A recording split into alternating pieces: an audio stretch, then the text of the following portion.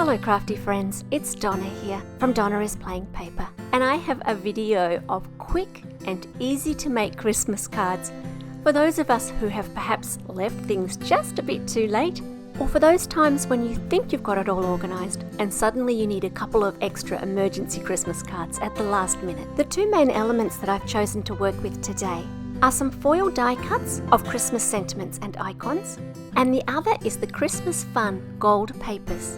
As well as that, I'm adding sentiments from a couple of places. I have some gold Christmas sentiments, and also, even though I struggle to say it every year, I have the crisp Christmas sentiment sheets. I'm not going to give you a heap of explanation today, as these cards are really simple to make and it will be very obvious just from watching the video. I'm going to hold up any products that I used to the camera so that you can see what I used, but you can use what you have in your stash.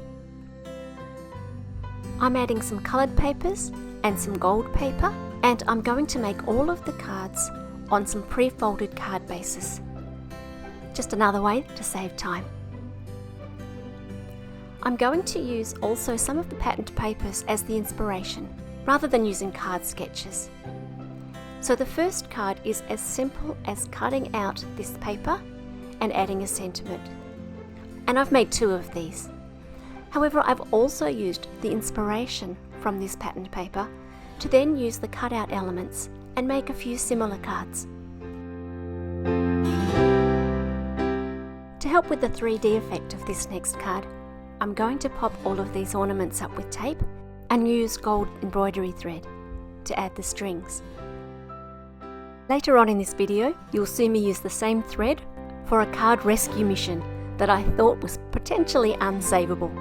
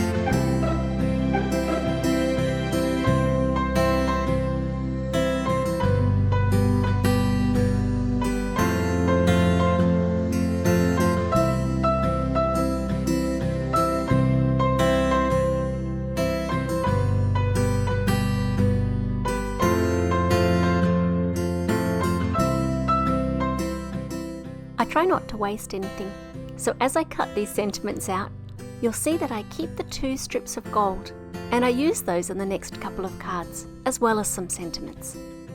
The next two cards are essentially the same card design. I just have a 3D version and an even more simple, easy to put together version for the second card.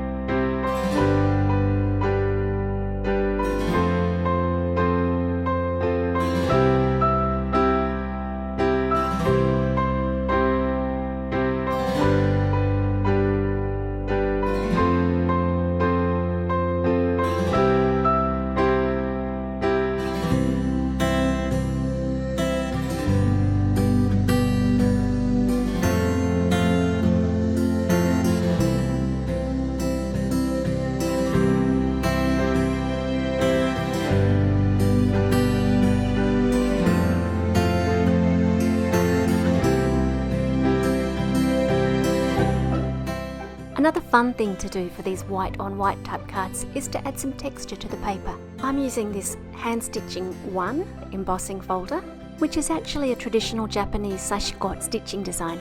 I currently live in Japan, and it is a design that's used a lot in all kinds of textiles. But I think that it could easily pass as a snowflake design.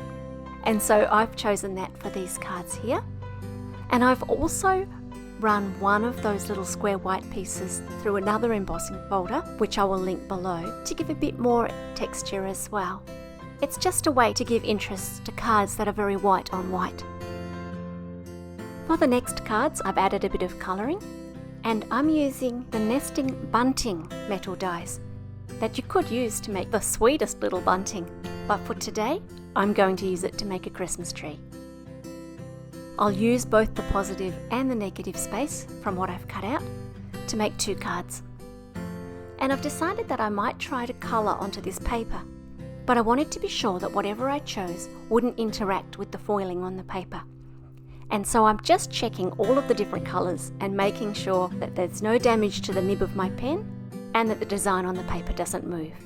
And it looks like we're all good, and so then I move ahead onto the cards.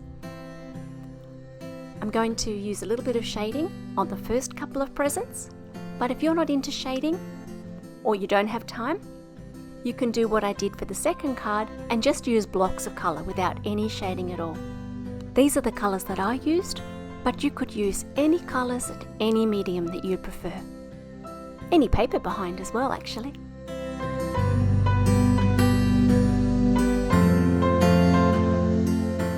Even though I had no reaction on my test piece, I'm still being a little bit careful around the gold foiling because it definitely shows up brighter if I don't colour over it.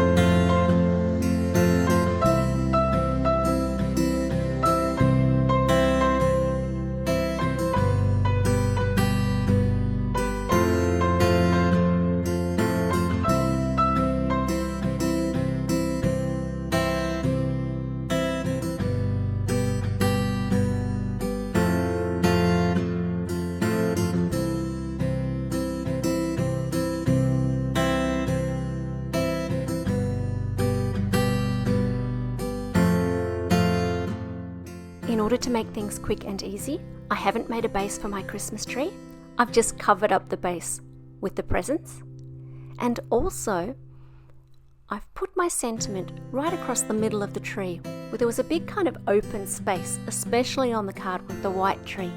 For that tree, I chose an even bigger sentiment so that it wouldn't look like a great white gaping hole in the middle of the card, but it saved me having to spend the time to make that tree look fancy. Because these, after all, are designed to be quick and easy cards.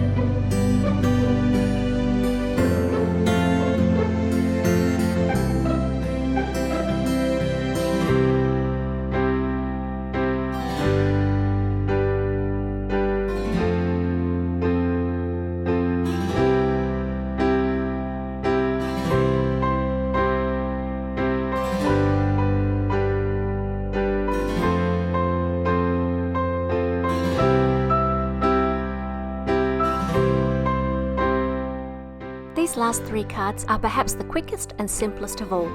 The recipe is the same for all 3 cards. A coloured background, a patterned paper, a coloured strip, and a sentiment. And I'm just lining them up for you here in 3 different ways using all kinds of different colours and sizes of sentiments. And that would have been the end of this video, except for a small disaster. I'm never one to let anything go to waste, so when I accidentally dropped my sentiment strip down on the bottom of the paper, I carefully peeled it up. And despite a little bit of foiling on the foam tape on the back, the actual paper itself looks perfect. However, in peeling it up, I really creased that green strip. And I want to hide where the paper got all damaged. I still had this gold thread on my desk, and so I'm just wrapping that up and down across the strip to hide the damaged part before replacing it. No card left behind.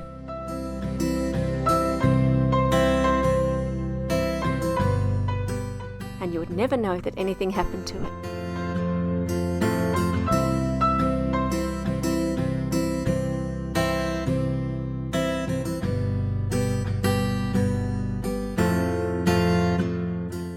I hope that you've enjoyed this video, that you've got some ideas for some really quick and simple cards that you can make even if you've left things to the last minute, and that you'll stick around for more videos.